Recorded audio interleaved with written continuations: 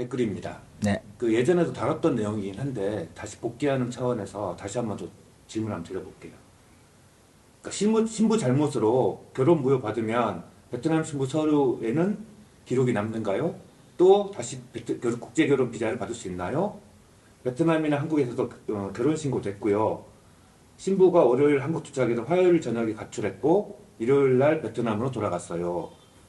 둘 사이 약간의 다툼이 있었어요. 신부가 부부관계를 거절했고 신랑이 페이스북을 그만하라고 했고 이런 다툼으로 가출했고 모르는 사람들을 데리고 와서 이혼한다고 했고 그 사람들 따라간 다음 베트남으로 가버렸어요. 이런 상황에서는 혼인 무효가 가능한가요? 자, 신부가 한국에 들어온 상태에서 혼인 무효 받기가 굉장히 어렵습니다, 사실은. 그 변호사한테가 상담을 해보면은 변호사들은 그래요, 네, 한번 해봅시다. 뭐 가능하게 탈 수도 있겠네요. 이렇게 이야기합니다. 왜? 변호사비 미리 주고 해야 되잖아요. 변호사는 그 재판에 져도 환불 없잖아요. 이기도 되고 져도 되고. 근데 자, 혼인무효라는 정의부터 먼저 알아야 돼요. 자, 혼인무효라는 단어를 검색을 한번 해보세요. 거기 보면은 결혼을 할 수 없는 사람이 결혼을 했을 때라는 의미가 나와요. 첫째, 뭐 몇 촌 이상 결혼이 안 되는데 했다든지, 아니면은 한쪽에서 일방적인 여성 쪽이든 누구든 혼인 의사가 없는데 다른 한쪽에서 일방적으로 혼인신고했을 때예요. 과거에 우리나라도 그런 적이 있었대요. 짝사랑 해가지고 자기가 뭐 가서 혼인신고를 해버리는. 그 다음에 위장결혼.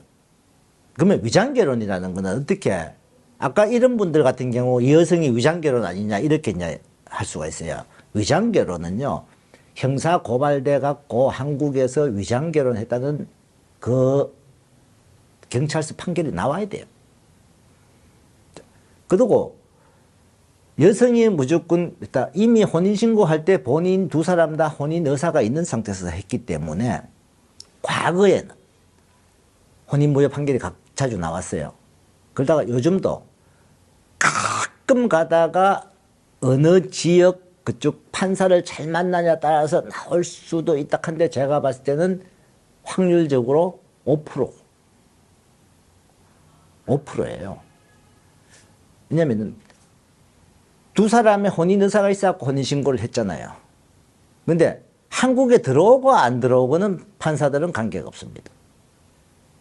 혼인신고하는 그 자체에 혼인 의사가 있는 상태에서 했기 때문에. 그래서 오자마자 가출을 했기 때문에 이거는 의도적으로 사귀고 위장결혼이라는 신랑분들이 생각을 하지만 실질적으로 힘들다 하는 것. 가능성은 5%, 많게는 10%가 안 될 거예요, 아마. 근데 판사들 만나면은 판사들은 무조건 해봅시다입니다. 가능합니다. 변호사들은 가능합니다. 가능합니다가 뭐냐면요, 소송이 가능하다는 말이지 이게 이길 수 있다 하는 게 아니거든요.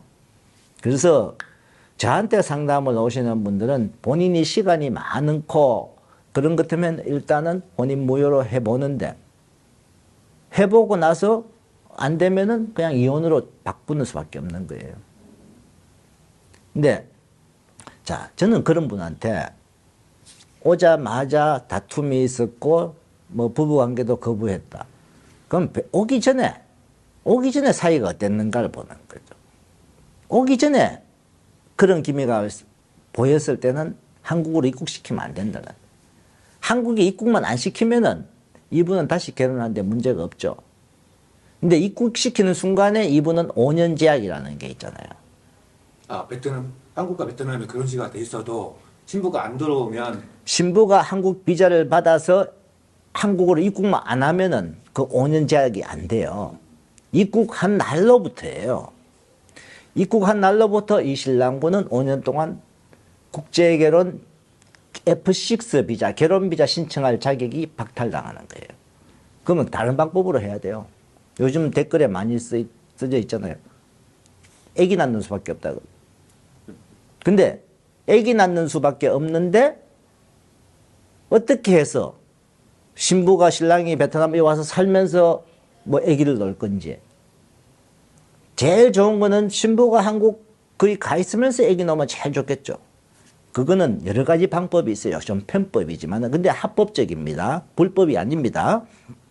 합법적인 방법이 있으니까 그 합법적인 방법은 그 결혼을 시키는 회사하고 상담을 해서 본인이 생각할 때 아 이거는 가능성이 있다 싶을 때 진행을 하면 돼요.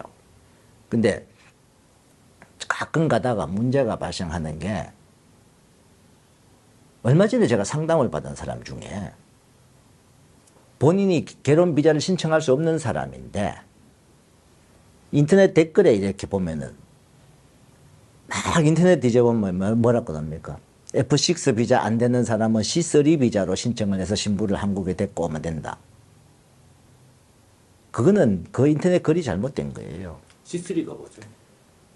배우자 초청 비자나 가족 초청 비자죠. 가족 초청 비자니까 원래는 C3가 뭐냐면은 장인 장모 단기 방문 비자예요. 가족. 그러면 뭐 언니나 오빠가 될 수도 있고 뭐 이렇게 해서 잠깐 3개월 비자로 왔다 가는 비자인데 근데 이제 최근에 영사관이나 하노이 대사관 쪽에서 C3 비자를 가끔 주는 게 있습니다. 그건 어떨 때만 주는지 알아야 돼요. 이분은 C3 비자를 준다 하니까 내가 뭐 전과 기록이 있으니까 안 되니까 C3 비자를 받아서 들어와야지 한국 데리고 와야지 해가지고 막 준비 다 하고 신혼집도 꾸며놓고 막 다 했는데 C3 비자 이제 나오는 날 이 베트남으로 신부를 데려왔는데 그날 불어 사유는 빤합니다. 불법 체류 가능성이 있다는 그죠? 신부가. 예. 그럼 왜 당연히 F6 비자를 신청했는데 안 하고 C3 비자를 신청했냐예요. 그러면은 어떨 때 C3 비자가 나오느냐? 자, 결혼 비자를 신청해서 불허가 됐는데 불허 사유가 있잖아요. 범죄 기록이 있거나 뭐 이래갖고 불허된 사람은 C3 비자 안 줍니다. 단순하게 소득 미비로 비자를 못 받았잖아요. 그러면 6개월 후에 소득을 충족시켜서 하면 되는 거잖아요. 그 사람들에 한해서만은 C3 비자를 한번 줘요. 그래서 한국 다녀오게 하세요. 그러면 처음부터 C3 비자 신청하면 안 나와요. 근데 그분은 그것도 모르고 인터넷 뒤져보니까 C3 비자로 오는 경우도 있다는 소리만 듣고 아 이렇게 해야지 자기가 열심히 알아보고 쫓아다니면 했는데 그날 안 나오면 황당하죠. 근데 그분한테 이렇게 했어요. 당신 처음부터 나한테 문의를 했으면 나는 그거 못하겠다. 응? 그러면은 다른 방법이 있어요. 제가 그 방법은 여기서 제가 말은 하셨지만 다른 방법으로 신부를 초청을 하거나 뭔가 해야 되는데 인터넷 누가 올린 글만 보고 믿고 하다가는 큰일 난다는 거예요. 이 국제결혼은요. 과거에 1년, 2년, 3년 주기로 모든 게 계속 바뀌어가고 있는데 결혼하는 방법도 바뀌었고 결혼 서류 하는 것도 그때 바뀌고 비자 하는 것도 바뀌고 계속 바뀌잖아요. 특히 소득에 대한 거는 어디까지 대사관에서 인정해주고 이런 거는 해마다 바뀔 수도 있습니다. 그리고 영사가 바뀔 때마다 조금씩 변경되고 그렇기 때문에 가장 최근 정보를 알고 해야 돼요. 그렇기 때문에 자 혼인무효도 받아내기는 아주 어렵다는 것. 대신 본인이 시간이 많으면은 변호사하고 상의해서 해서 안 되면은 이혼으로 하든가 그렇게 방법.